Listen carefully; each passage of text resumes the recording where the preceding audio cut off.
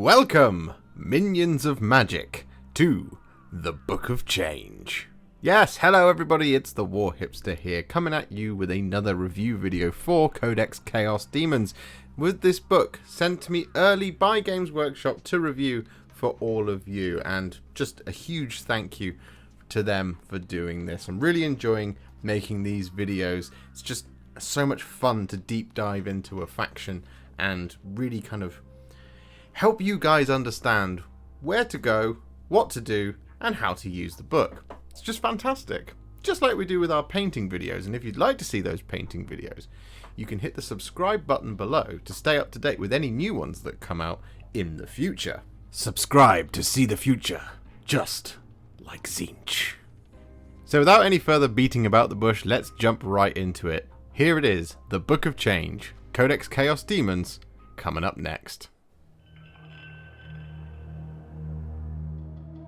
Ever shifting, changing, flowing, one into another. Sorcery becomes flame, becomes diamond talons, and always they gibber and shriek and whisper and tell their truthful lies. While again the shifting flow of fiery change becomes warp, becomes reality, and in madness, in flux, in pandemonium they rule. So, as with Khorne, you can exalt your Lords of Change. You can't exalt Kairos Fateweaver, say that fast 3 times, and you get a choice of 3 abilities each with a points value. You can't use the same one more than once, and you can't give a Lord of Change more than 1. The 3 they have are familiar, and also not. Oh, how very Tzeentchian. First up is Architect of Deception for 35 points. You get -1 to hit from ranged weapons. Neat. Master Mutator for 30 points is up next with a neat Mortal Wounds ability, wherein any enemy units that suffered mortal wounds as a result of a psychic power manifested by this model this turn roll a dice, and on a 2+, that unit suffers another mortal wound. Lastly, you have Nexus of Fate for 20 points. In your command phase, if this model is on the battlefield, roll 1d6. On a 4+, you gain 1 command point. Job done. Easy choice. 20 points, CP farm. And as with Khorne, you have a single page of stratagems, which are there. I think Tzeentch might have gotten a raw deal here with their stratagems, as there's not a lot to write home about, although Warp Portal is a lot of fun. For 2 CP, you can pick up a Demonica Tzeentch character, and instead of moving it, you can redeploy it anywhere on the battlefield that is more than 9 inches away from any enemy models. If the character is a Herald, it costs 1 CP instead. Now, this is very, very powerful, as it can be used to do something like, say, flinging your Herald across the board in turn 2, then deep striking a bunch of Tzeentch flamers around said Herald and doling out the pain. It's very good. Otherwise, you get some neat bonuses to attacks for Screamers, some slightly burnier fire for Flamers, or an additional psychic power cast for a unit, which is useful and you'll probably use every turn.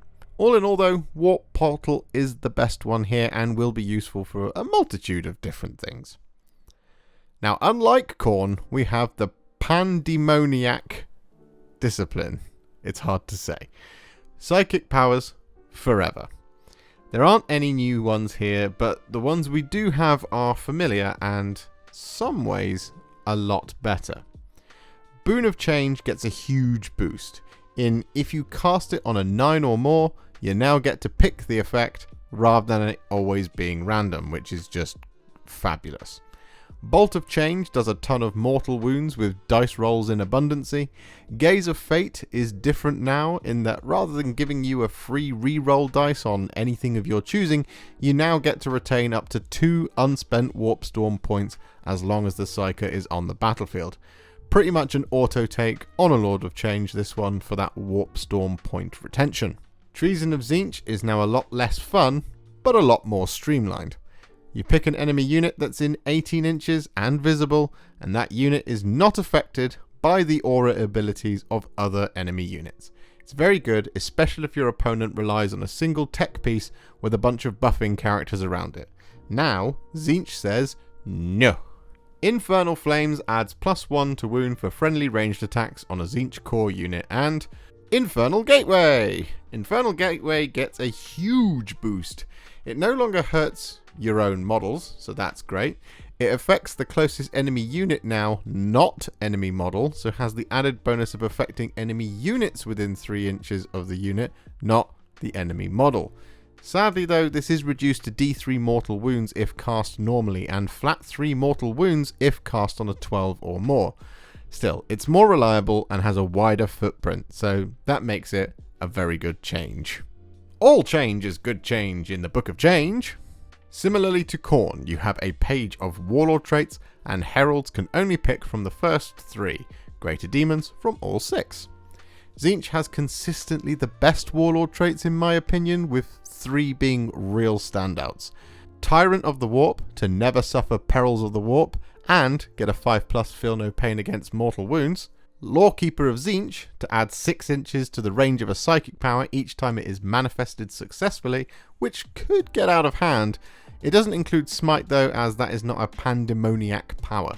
And lastly, Born of Sorcery, which gives you +1 to psychic tests for that warlord, which is just good and very useful. You also get a page of relics with 6 options, one of which in my opinion might be the most pointless relic ever committed to paper. It's very Tzeentchian, but very, very pointless. Here it is, I'll let you read it yourself.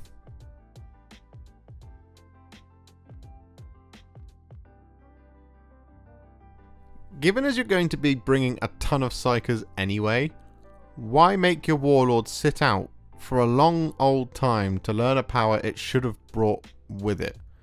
Why does this exist? It is hilarious though. The highlight here is that the impossible robe remains, but it's different. Instead, once per phase, you can reduce the damage for a failed save to 0. It's not a +1 to your save to give you that 4+ invulnerable save with +1 to saves because Tzeentch anymore. And that once per battle you can reroll a save, but if it's a 1 you're immediately slain thing is gone. No, it's a reduce all damage on an attack to 0 every phase, forever. It's the best relic in the Daemons Codex, and it just got even better. So now we move on to datasheets. And who else should we start with other than Chaos Fateweaver? Like Scarbrand, he's got even better. He has a movement of 12, weapon skill 3+, strength 6, toughness 7, 22 wounds, 5 attacks, leadership 10, and a demonic save of 5+ and 3+. There's that 3+ invulnerable save we know and love.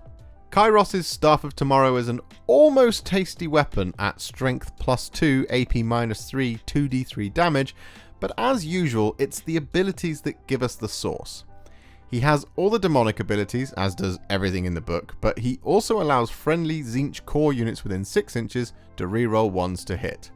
Then we have One Head Looks Forward. Each time a psychic test is taken for this model, add the current battle round number to the result. If he makes it to turn 4 or 5, it's almost harder to fail a psychic power than it is to cast it. And we have One Head Looks Back. Once per battle when your opponent uses a stratagem, excluding the reroll stratagem from the core book, you can use this ability. If you do so, until the end of the battle, the CP cost of your opponent must pay to use that stratagem again is increased by 1. I'm looking at you, transhuman physiology, you sexy, sexy stratagem. In addition, Kairos can cast 3 powers, attempt to deny 3 powers, and he knows all of the powers and the pandemoniac discipline. So you don't have to choose, which is nice, especially if you use magical boon on him to cast an additional psychic power for 1 CP once per turn. The Lord of Change himself got a big upgrade too, in that he has 20 wounds now and a 5+, 3+ demonic save. His Staff of Tzeentch no longer creates Chaos Spawn, but the Baleful Sword is now Malefic 3 and no longer is too heavy for the Lord of Change to use his own warp manifested weapon. Its malefic nature means it's an additional 3 attacks that can't be modified in any way as well, so in a weird way, the Lord of Change has become a bit of a combat beast, putting out 5 attacks at strength 6, AP -2, damage 3, and 3 attacks at strength 7, AP -3, damage 3 attacks. He also has a reroll once to hit aura, and he gets +2 to cast whilst he has 10 or more wounds remaining. +1 if he has less than that. Whilst nowhere near as impressive as Kairos, he can cast 3, deny 2, and he knows 3 powers from the Pandemoniac discipline. So next up, we once again have 4 Heralds of Tzeentch and 1 Tzeentchian character. The 4 Heralds being the Changeling, the Flux Master, the Fate Skimmer, and Changecaster. They're all Psychers, and they're all kind of much of a muchness. The Changeling is basically the same as he was before, albeit a bit tougher with an extra wound and toughness 5. He still gets to nick an enemy weapon and their attacks, weapon skill, strength, etc, etc. It's very funny to match him up against, say, Abaddon. He knows 1, and he casts 1, he denies 1 for psychic powers, which is handy, but mostly just okay. The Fate Skimmer, Flux Master, and Changecaster are your different flavours of Herald, all in different sizes and shapes. They allow a reroll of 1 to wound for friendly core units. They all can pick a friendly Tzeentch core unit to have 6s to hit auto wound, and they all know 2, deny 1, and cast 2 psychic powers. So really, it's your choice on roll and points, etc, etc, etc. Now the blue scribes are an awesome pick here. They're not a herald, but they still have their wonderful abilities. Enemy psychers within 12 inches subtract 1 from their psychic tests. If they fail a psychic test, that power is siphoned. The enemy cannot attempt to cast that psychic power again, ever.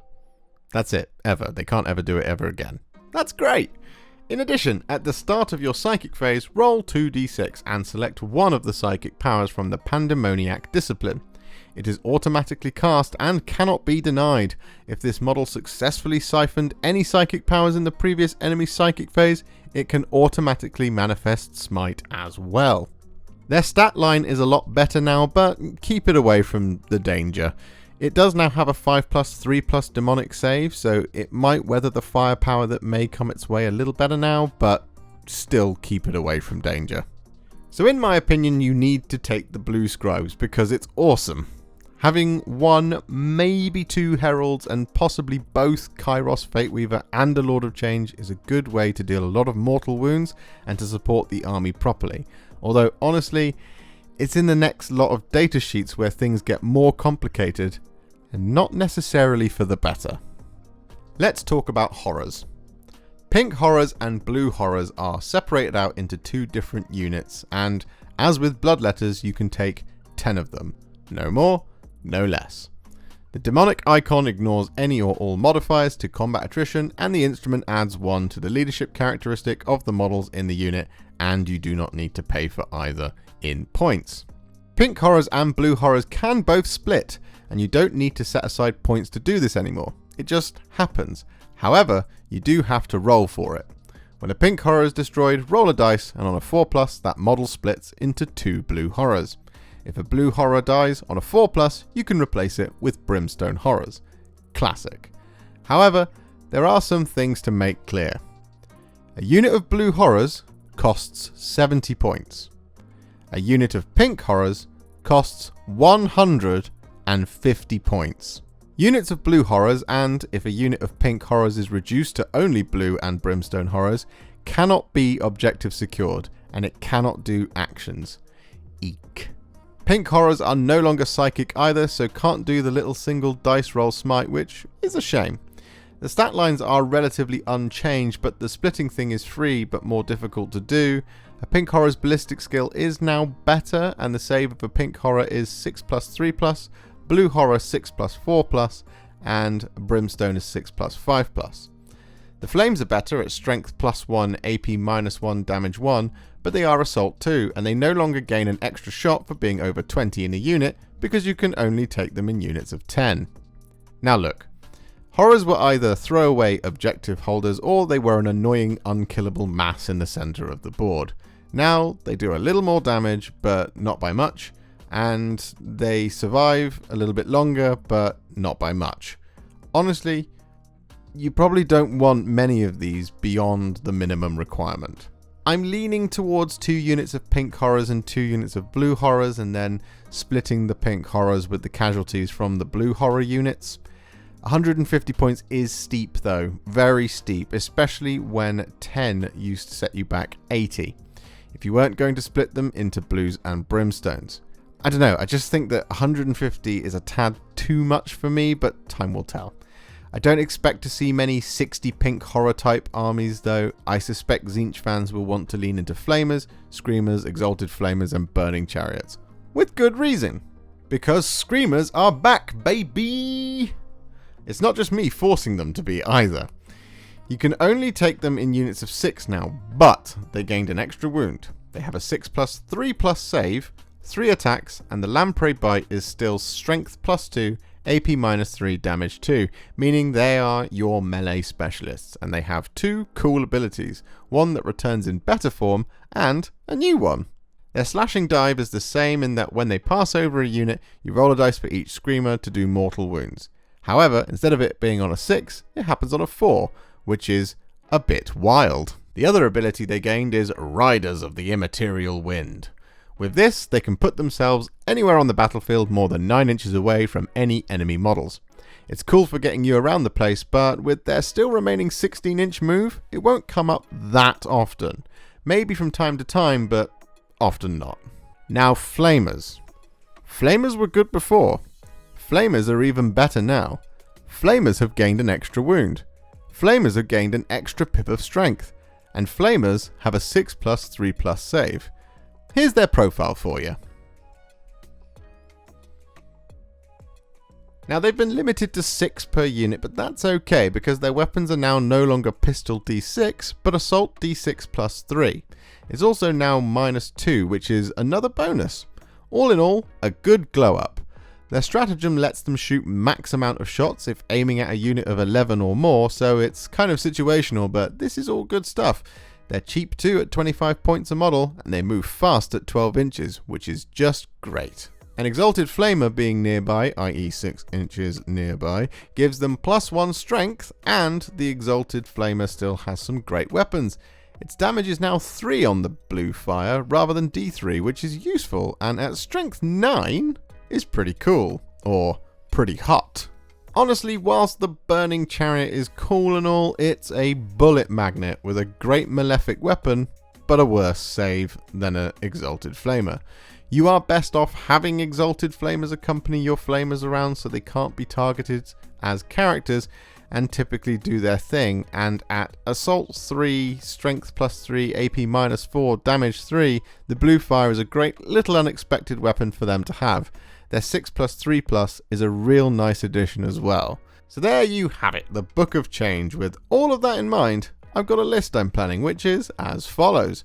We have a Lord of Change, we have a Change Caster, the Blue Scribes, the Changeling, we have 2 units of Pink Horrors, 2 units of Blue Horrors, 2 units of 6 Screamers of Tzeentch each, 2 units of 6 Flamers, and 1 of 5 Flamers, and 2 Exalted Flamers. This comes out at 1980 points all in, and is all about chip damage and mortal wounds. Lots of little annoying units here and there, and heavily reliant on psychic powers to do the damage, whilst the Flamers and Screamers zip about doing the odd bit of damage here and there and try to control the flow of battle. None of the Tzeentch stuff really wants to be in combat unless it's the Lord of Change and the Screamers, and even then you want to keep the Lord of Change safely away. You want to focus on burning your opponents to death and hopefully outlasting them at range whilst staying away from combat. You could throw Kairos in there instead of the Lord of Change for 320 points in order to bring him another Flamer or more Psychic, but I don't have him yet.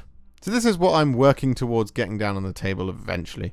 Honestly, Tzeentch are in a funny place, as they have been for a while. The Lord of Change is hard to bring down with the Impossible Robe and a 3+ range save, but not impossible to bring down anymore. They want to use ranged weapons, but in a world of Armour of Contempt, the AP just isn't enough and don't really have the points available to stack up Pink Horrors for all the shooting. To master Tzeentch, you'll need to plan ahead, like far ahead, and hope that your scheme works out as you start the next one. You'll need to be playing 1 or 2 turns ahead of your opponent to trap them and destroy them bit by bit to have as much chance. Perhaps adding Be'lakor will help you deal with some tougher targets, but I would argue that you're not getting the most out of your army once you sink 420 points of it into the Shadow Daddy himself. Although he could fling flamers around now with Shrouded Steppe. I think Tzeentch are probably the hardest to use as a mono faction in this book, which is kind of a shame, but I get why. If they were tuned up too much, they would leapfrog the rest, and if their stuff remained the same as it was before, they wouldn't work at all.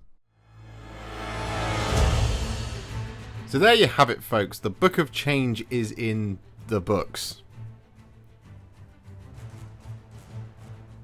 You already knew that the Book of Change was in the books because it's in the Codex Chaos Daemons book. So, you know, that's a bad joke. But I hope you enjoyed this one and I hope you found it useful. Tzeentch Daemons, I think there's definitely some really, really strong plays that you can do with them, with flamers and screamers, for example, and zipping them around and just unleashing burning flames of change upon everybody. But I think it's going to take quite a lot of thinking and quite a lot of planning ahead, which is about as on brand as it's possible to be for a faction within a book. It's just fantastic. Thank you so much for watching, guys. I will see you all very soon with the next Codex Chaos Daemons review, which will be the Book of Contagion. Yes, for all of you Nurgle fans out there, it is coming. If you enjoyed this video, you love the channel, and you want to support me further like these legends and bosses on the screen before you, you can do so. Head to patreon.com/warhipster or head to ko-fi.com/warhipster. Alternatively, you can now become a YouTube channel member by heading to the channel page and clicking on the join button just here, exactly like these awesome folks have done. And if you just want to shoot me a little thanks just because you really love this video, you can click on the thanks button just below this video.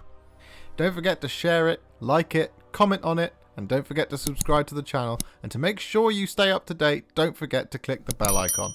Thank you so much for watching, and I'll see you all very soon in the next one. Happy wargaming.